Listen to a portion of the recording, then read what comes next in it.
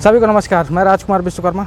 हमारे इस खास चुनावी तर्क वितर्क में आप देखिए कि जो लगातार राजनीतिक चर्चाएं हो रही हैं, कहीं ना कहीं पर जो चुनावी माहौल है, चुनावी समीकरण है, तो हम लगातार देखते आ रहे हैं कि आज जो उलटफेर की जो राजनीति है, उस राजनीति में कहीं ना कहीं पर यह देखा जाता है कि लोग जो है अपने दल से दूसरे दलों में जा रहे हैं। अब बात यहाँ पर यह आती है कि अगर एक क्षमतावान व्यक्ति, जिसे ये लगता है कि मैं सर्वशक्तिमान हूँ, मेरे पास जन समर्थन है, तो उसे क्या करना चाहिए था? उसे अपना शक्ति प्रदर्शन करना था या किसी अन्य दलों में जाने से अच्छा था कि वो किस तरह से जो है तो अपने राजनीति को और राजनीतिक वर्चस्व को, अपना वर्चस्व जो है तो किस तरह से बचाता है यहाँ पर। तो यहाँ पर आज जो वर्तमान स्थितियाँ हैं, अनूपपुर जिला ही नहीं बल्कि पूरे मध्य प्रदेश में ये जो उलटफेर चल रहा है, इससे कहीं ना कहीं पर जो है तो नेताओं ने तो अपना पाला बदला, लेकिन कहीं ना कहीं पर जो कार्यकर्ता हैं उनके लिए बड़ी समस्याओं का जो है तो आज उन्हें सामना करना पड़ रहा है, क्योंकि उनकी गलतियां क्या होती हैं शायद इस सवाल का जवाब किसी के पास नहीं होता है। तो कहीं ना कहीं पर चलिए आज इस छोटी सी खास चर्चा में हमारे साथ अनूपपुर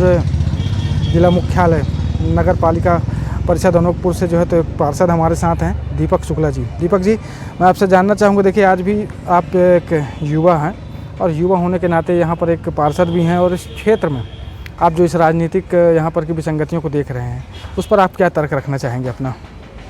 सबसे पहले तो आप सभी को नमस्कार, चैनल देखने वालों को। और जैसे कल जो हुआ, विश्वनाथ सिंह दल बदल गए, मुझे तो नहीं लगता इससे कांग्रेस कुछ फ़र्क पड़ेगा।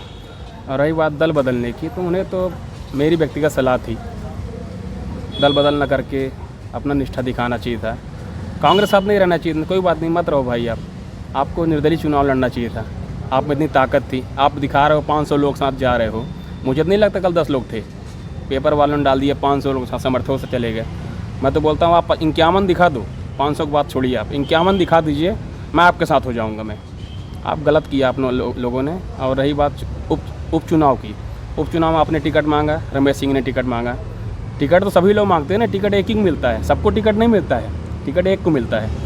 आपने टिकट मांगा, आपको टिकट मिला। क्या रमेश सिंह भाजपा में चले गए? वो आज भी निष्ठावान साथ लगे रहे, उसका देखिए फल क्या मिला उन्हें टिकट मिला कांग्रेस से, और आज कांग्रेस के प्रत्याशी हैं और निश्चित ही एक प्रबल दावेदार हैं विधानसभा अनूपपुर के।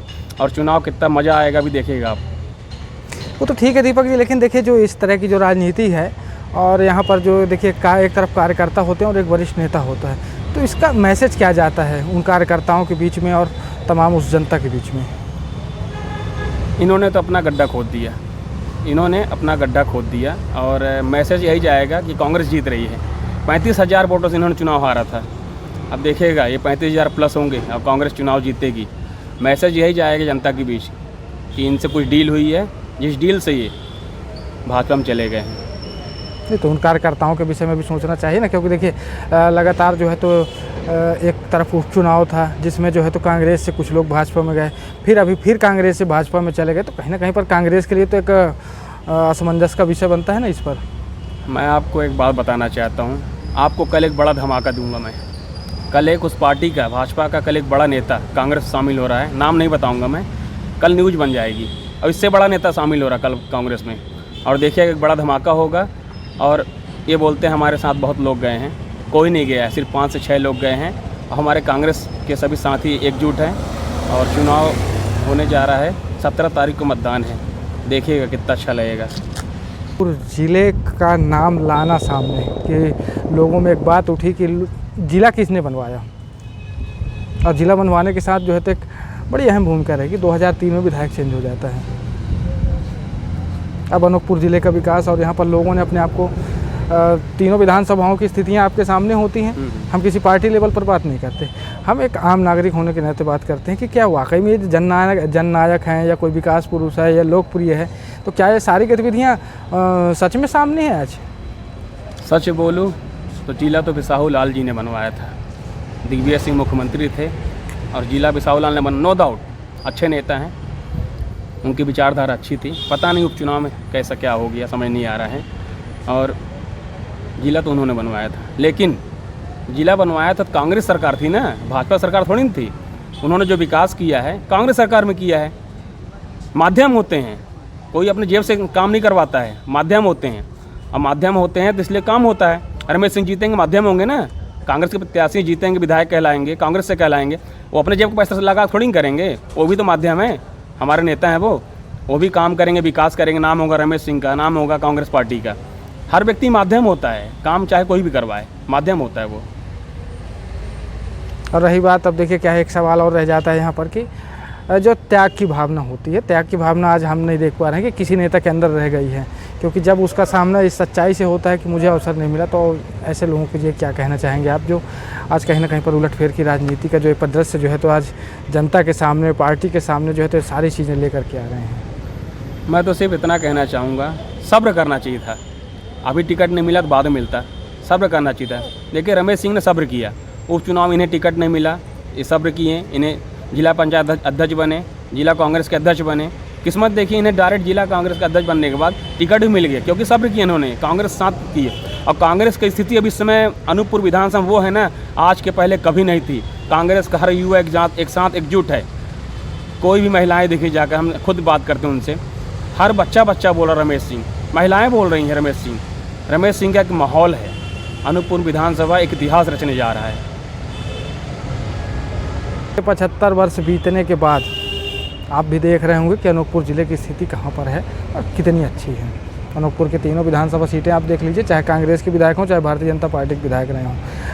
आज पुष्पराजगढ़ विधानसभा की स्थिति आप देखिए और अनूपपुर के देखिए, कितना विकास हुआ, कितने डेवलपमेंट हुआ है कितने वर्ष बीतने के बाद। देखिए, आज़ादी के समय से लेकर आज तक सभी लोग जानते देश की हालत खस्ता थी, उसके बाद धीरे धीरे डेवलपमेंट हुआ। हमारा अनूपपुर, कोतमा, पुष्पराजगढ़ अच्छा डेवलप कर रहे हैं। और पुष्पराजगढ़ से 2 बार विधायक रहे हैं हमारे फुंदेलाल जी, अनूपपुर से भी नया प्रत्याशी है रमेश सिंह जी, और कोतमा सुनील सराफ जी। मैं दावे के साथ बोलता हूँ ये तीनों सीट कांग्रेस जीतेगी। और रही विकास की बात, इस बार विकास की इबारत लिखी जाए, क्योंकि कमलनाथ सरकार बन रही है। कमलनाथ सरकार बनना तय है, जनता ने ठान लिया है, किसान ने ठान लिया है, आम आदमी ने ठान लिया है, गरीब ने ठाना है। गरीबों को 300 रुपये मिलते थे पेंशन, कमलनाथ जी का आते 600 रुपये हो गए।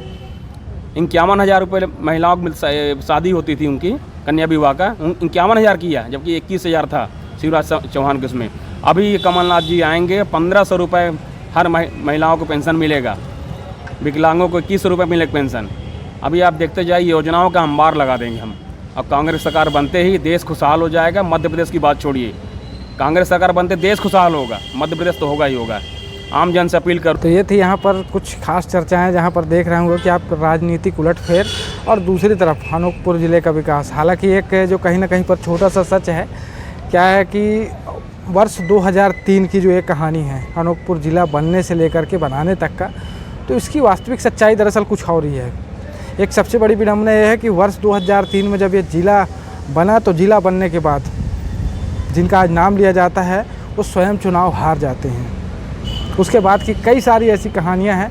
और अनूपपुर ज़िले के सर्वाधिक विकास के लिए जो है तो हम किसे जो है तो जिम्मेदार माने, और किसे जो है तो ये मान ले कि इन्होंने ही सब कुछ कराया है। क्योंकि चुनाव में हार जीत लगी रहती, तो किसी एक व्यक्ति के को ये कहना शायद बहुत ही गलत बात होगी कि किसी एक व्यक्ति के माध्यम से होता है। क्योंकि कहीं ना कहीं पर जनता भी होती है, और जनता अगर चुनाव जितवाए ही ना, तो कोई भी प्रत्याशी हो, कोई भी दावेदार हो या कोई जनप्रतिनिधि हो, वो सारे काम कर ही नहीं सकता।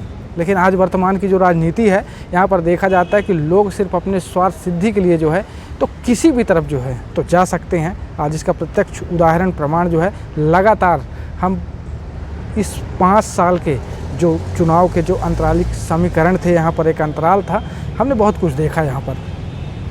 आज जनता के बीच जो भी मैसेज जा रहा हो, और जो चुनाव होने वाला है, चुनाव बड़ा ऐतिहासिक चुनाव होने वाला है, क्योंकि इस चुनाव का परसेंटेज रिजल्ट सिर्फ और सिर्फ 1% का चुनाव है। यहाँ पर उस 1% से कौन हारेगा, कौन जीतेगा, शायद इस बात का जवाब सिर्फ और सिर्फ जनता के पास है। और आने वाले उस 17 नवंबर को, और उसके बाद जो परिणाम आएंगे 3 दिसंबर को, उसमें ये सारी चीज़ें तय होगी।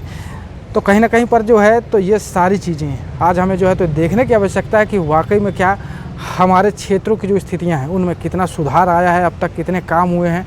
आने वाले समय में जो भी जनप्रतिनिधि चुना जाए वो कृपया सारी चीज़ों को जो है तो ध्यान दे। और इसके साथ जो है तो एक छोटा सा मैसेज मैं आपको देना चाहूँगा कि 17 नवंबर को मतदान होना है। अपना एक मत देने ज़रूर जाएं, मतदान में ज़रूर शामिल हों, क्योंकि आपकी का जो ये मत है वो जो है तो एक अच्छा जनप्रतिनिधि चुन करके यहाँ पर ला सकता है। तो इसके साथ अगली कड़ी में हमारी मुलाकात फिर होगी कुछ ऐसी खास चर्चाओं के साथ चुनावी तर्क वितर्क में। मैं राजकुमार विश्वकर्मा, धन्यवाद।